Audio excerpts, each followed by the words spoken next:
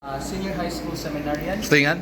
John Francis Cabatanian, Senior High School Seminarian here in Pope John XXIII Seminary. And with me are my companions. Okay, so I am Seminarian Christian John Zia, and I am also a grade 11 seminarian under the class of St. John Bosco. And I am Seminarian Mark Adrian Govia, same as them, grade 11 seminarian. So, a brief run through. So, we will be starting from here, then we'll be turning from those here, then we would, the last part of our tour would be the chapel, then we proceed here. So, during the tour, feel free to ask your questions to us if you have inquiries or questions. So, I'll give you to Brother Mark to have the first part of the tour. So, before anything else, once again, I am Seminarian Mark, and our tour starts here. This place is called the Aula Menor. So, it's a part of the bigger social hall of the seminary. That part right there, this goes the Aula Mayor, and this is the Aula Menor. So, next will be One thing, the whole, this whole space, which is divided into two, namely Aula Minor and Aula Mayor, is what we call the Galilee Central. So Galilee Central, it is named after Galilee, where Jesus met with his friends and they fell in love with each other. No? So that's why we call this Galilee Central, because it is named after the place Galilee, and this is where we would hold our events, where we gather and we commune with our brothers in the community. So this very place that we would gather as a community, just like friends, just like Jesus, just like what Jesus did in Galilee.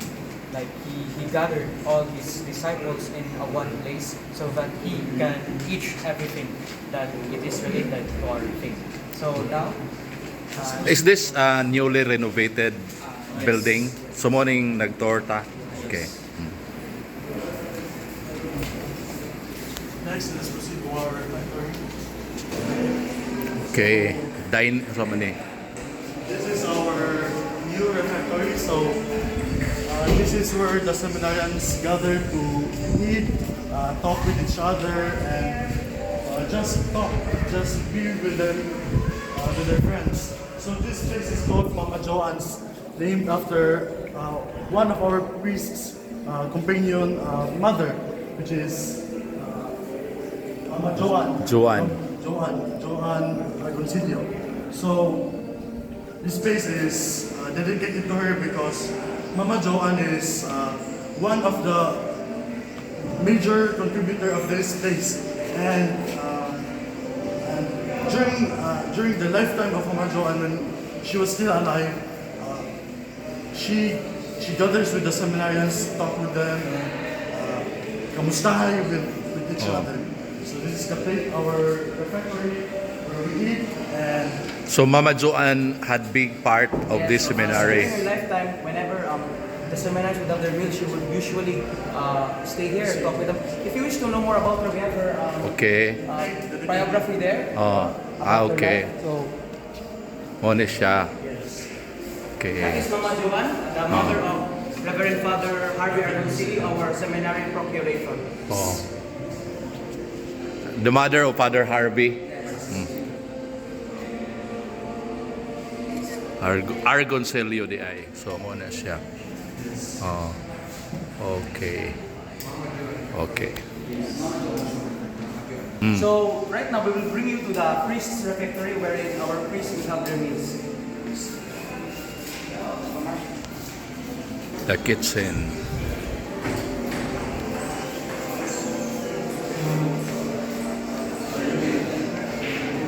this is our refectory for our priests, our guest priests and our priest companions gather, eat, and they commune with each other, talk about life and each other. So this is Father Harvey, our priest companion. so he is the son of Mama Joan. Saan? The one in green. That is The one in green? Yes, Argoncillo. Oh. Son of Mama Joan. Okay. So now let us proceed to the next. How many priests do you have here? We have How many priests? 6 priests. Okay. Oh.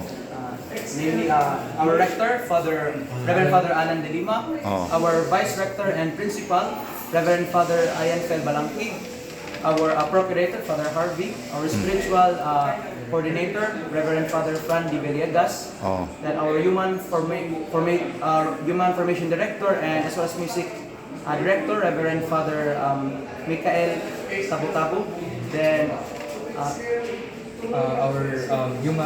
physical director, and our Father Infirmarian also, Reverend Father Benedict Quinto.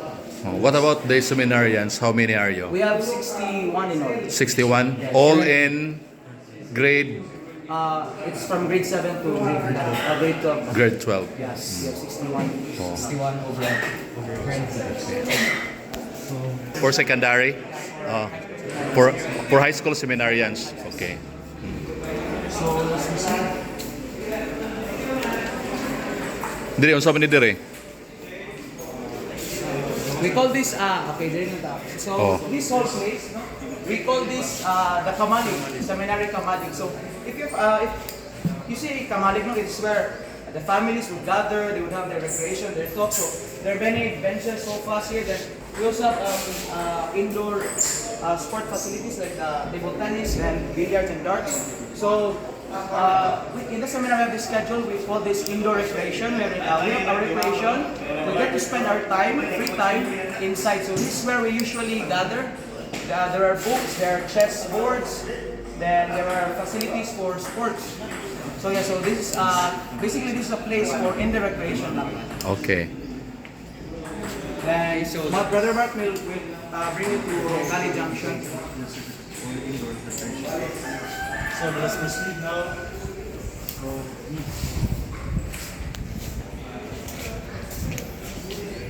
So this space is what we call as the Roncalli Junction. So it is an outer garden and also a place for relaxation. What's the name? Roncalli Junction. Roncalli Junction. After the name of Pope John XXIII, the original name of Pope John XXIII, which is Angelo Roncalli. Okay. So Roncalli Junction, place also our canteen. This is our canteen and where seminarians do spend some time in their recreation and canteen and they talk with each other and do some stuffs. This whole place. Okay. Roncalli Garden. Yes, Roncalli Garden, Roncalli Junction. Junction. Roncalli Junction. Okay. So ang ilang kantin, ato tanaw na ilang kantin.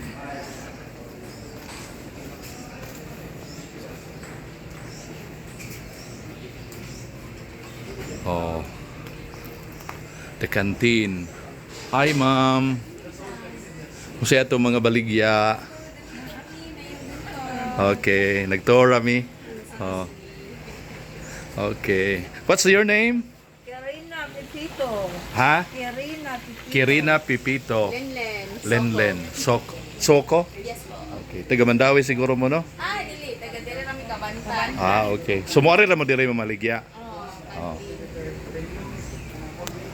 Come again? This staircase leads you to the dormitory for the junior high school. Okay. So you're staying you day throughout the whole school year? But we have our weekly home visits. We go home every Friday. Our classes on Fridays are half day Oh. to give us time to go.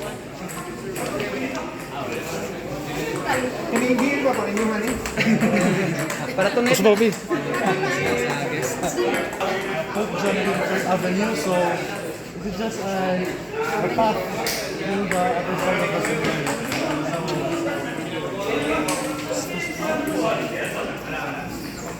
Okay, so in this very place, we usually have our community pictures here. And basically, this is just a hallway which is very used and which is always commonly used for our brothers going to the different kinds of the seminary, since this is also located at the center of this this institution aside from the chapel. Then if you look at here, this is our seminary library. So in our library, we have this is divided into two.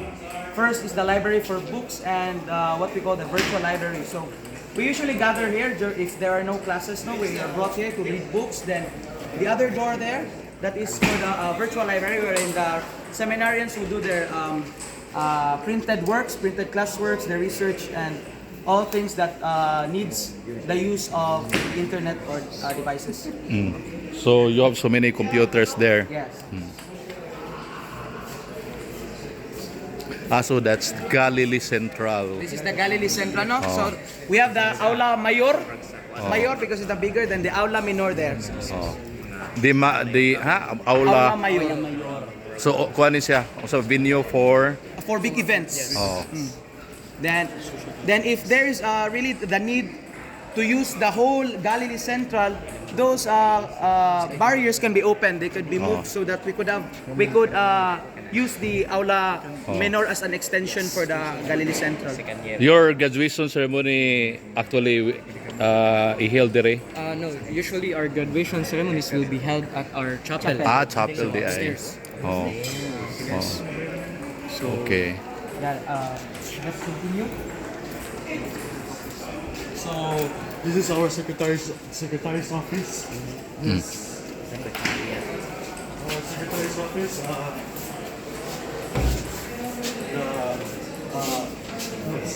The staff. The files are being kept. Okay, so this is the secretary's office, and this is our secretary, Ma'am Cecil Rosal. Hi, ma'am. This is her office. So usually all of the transactions happen here, including the financial ones.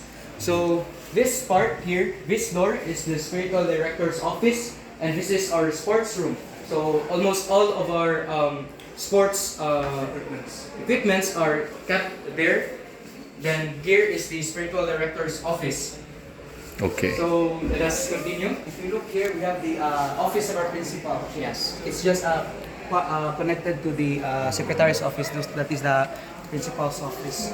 So, Mark, can you introduce them to this place? So this is our seminary lobby, and here is the overall compound of the seminary. Our soccer field. That big building in there is our covered court, and this is the major seminary, which is not part of the. So this part here, we call this kiosco. Usually when parents visit their children here, they would usually wait there or spend their time with their children there. Then this driveway, it's newly made. No? You can see the landscape there. We call this the IEC Drive. We have Archbishop with us here, na? Okay. Then proceed here. We have this the seminary lobby, no? The place where we welcome our guests, just like all of you. Hi. Hi, sir.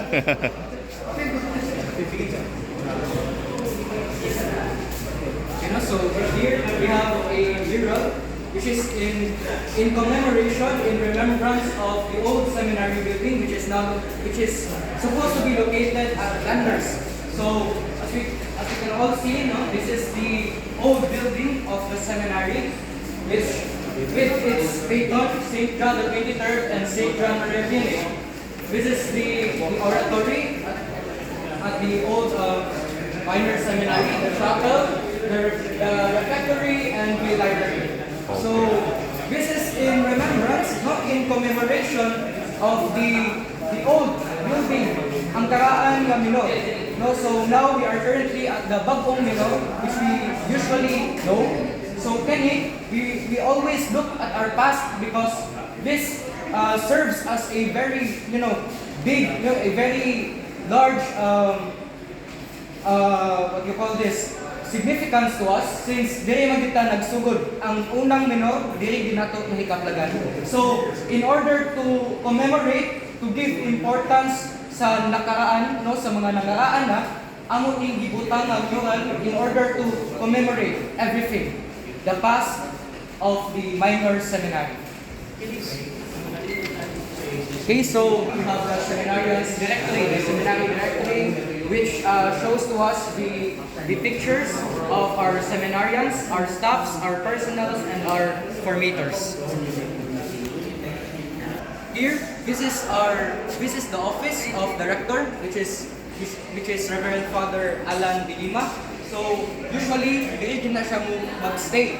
No, so here, when we go straight there at this very place, maabot na sa seminaries clinic, where usually dili na to dilipos ang mga medical equipments, mga vitamins, and any other medical related objects. That is our clinic. That door leads to the clinic, and this door leads to the office of our Human Formation Director, which is Father Michael Tabuntago. So this is his office, and then he usually stays here like almost all of the time. So let us proceed here. So this is our main entrance going to the Galilee Central. This very section, and this section we call this Lumen's Lounge. No, so lumen, which means light. So this everything we have placed here. They are directed towards light. No, so here the light of faith. No, so everything, the Eucharist as our light of the seminary and all of the Christian formation or all of our Christian faith. No, so here and here also Saint Philomena, which is one of the saints which is dedicated in this very lunch, no, the Lumen's lunch. So here, this grand staircase, as we call, no, padung siya. This will lead us to the chapel, the main chapel of the seminary. So as we can all see, lagi siya sa tunga-tunga sa institution, because this symbolizes, no, as the staircase, this will always lead us to the chapel, and the chapel is a place where of course we, the seminarians, and all of the community, encounter God, our friend. Then more information, we call this central staircase, which leads us to the chapel, as Brother CJ said. So if you can observe, the chapel is right at the middle of the whole seminary. No? It is not built there just for the mere construction. We built it there because it is faith and worship, and is what God, faith, and worship dapat mo na nasa center sa life of the seminarian. It is the soul of the seminarian, which is God. Because we come here not only to become good persons, but we also come here to build a friendship with Jesus. Thus, the minor seminary is considered as the friendship of Jesus stage.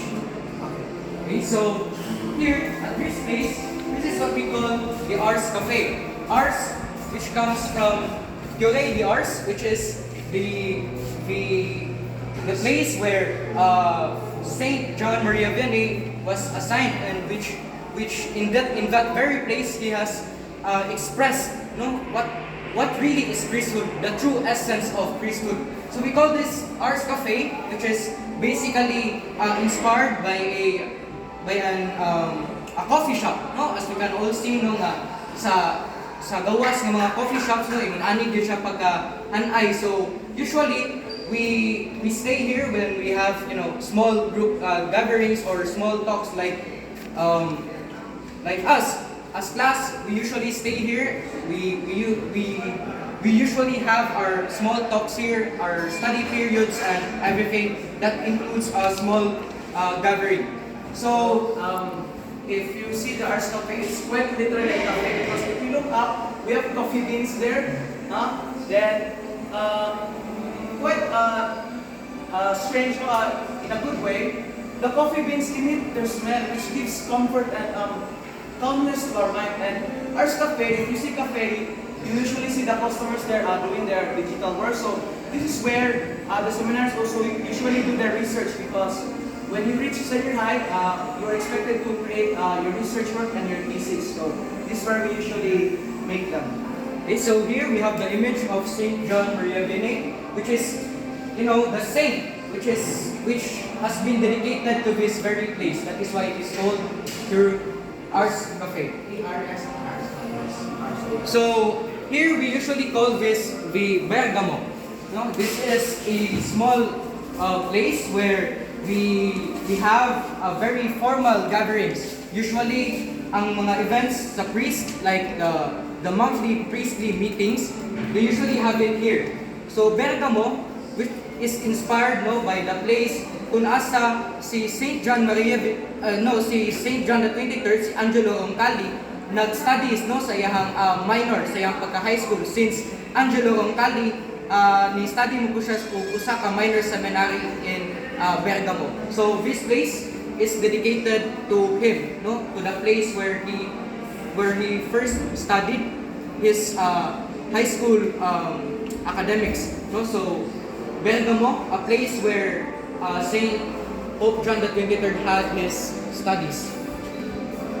Okay, so here is our teachers, what do you call this? Faculty room. So all of our academic staffs, like our teachers, dili sila mag-stay for the meantime for their classes, for the schedule of their classes. So now we are nagkaduol na ta sa lugar diin ang atong mga seminarista mapugma academically. Since naka-mention naman ta og faculty's lunch or faculty's room, ang teacher's faculty, now let us proceed sa luna diin asa na to pumahon ang atoang mga seminarista academically.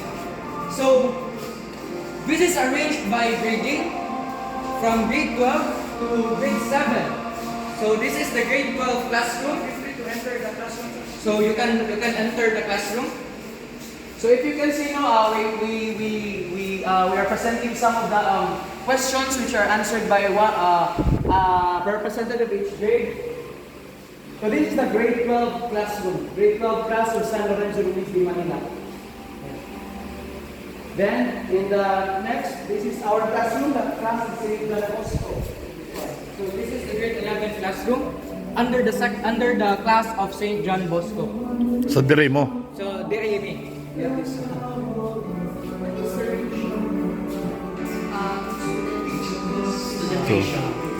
Here currently. So kami Less than 20 ra mo? Less than 20 ra mo sa klase? Yeah, we are 14. 14. 14 lang. Then the grade 12, grade 17 sila talaga. 17. 18. 18? Yes. Oh yeah, 18. Okay. Then, So, tulo ka sila kabuok nga seminary. Usa ni siya grade? Grade 10. Hala, gamay lang, no? Oh.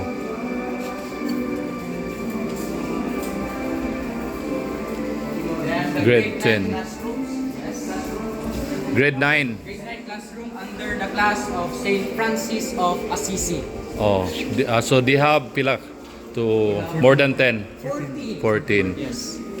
What happens sa grade 10? Wala na ginag-proceed ang others. Yes, So, mga tuloy rin sila po. But we have our hopes sa grade 9, the succeeding grade, no? Oh. So, if you notice dito, gitawag na to tong hallway o kanang Pope John XXIII Avenue. This garden is called the JMV Garden, St. John Mary Vianney. So, as I've said earlier, most of the places in the seminary are usually named after saints. Yes. So, this whole garden from the fountain to the pond with the image of Our Lady, this is called the JMV Garden or St. John Mary Vianney. So we have the patron saints of our seminary. We have Saint Therese and Starting from St. John the 23rd, St. John Marie Vianney, and to the rest of the saints. So now let us proceed to the next. our grade 8 class. Grade 8. Under the class of St. Pius X. So they are only 369? Yes, 9. And the grade 7, which is So under this classroom is under the class of Blessed Carlo Acutis. we have 5. 5. 5 on them. So let's Grade grade 7. grade 7. Ah, So okay. let's proceed to the place wherein leads you to the place we call Taguan. No? Why literally Taguan? Because seminarians hide here. Why are you hiding? Yeah. Huh? Because, it cannot be really seen fully sa other side, tungod sa classroom. So this one, no, we have the image of risen Christ. So if you can observe, no, this place is very quiet, Jude, very serene. Then that's why the seminars would usually gather here, have their study periods, no. They would spend their private moments, personal moments here. So we have benches. Then these are grapes planted by our very dear rector, Father Allan. Okay, so fun fact of this taguan, ini nga wall diri, no? Beside likod ana nga wall, it is a cemetery. That's why it's very So quiet. that is why it's very quiet diri. Pero dili kayo siya, no? Walay white lady. Wala ka man. Cemetery for kinsa? Abi Mabolo cemetery, the public one. Amo na din eh. Sa simbahan din. Mabolo. That's why we have the image of risen Christ, which gives us hope of the resurrection God, no? That's Second floor. so Alad. before we get to enter in the dorms, this place is the oratory where we have our private devotions, no?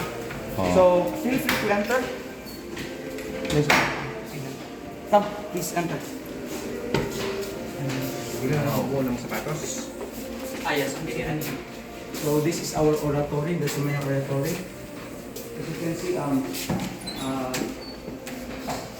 here. So usually in the seminar we are divided into 4 missions, the 4 evangelists. So we have feasts. So whenever we do our novena or triduum, each mission it is usually done here because it is it has more smaller space. No, okay, if we would use a chapel, it would be very big. So we have our masses. So the masses celebrated for this Grand Alumni Homecoming is usually done here because it holds a small population lang. So this is that one. Yes. Then we have the relics of our saints there. Then in that door leads you to the sacristy of the oratory. So feel free to. Okay. So it's best to call Brother Mark, our relic custodian. So these relics are of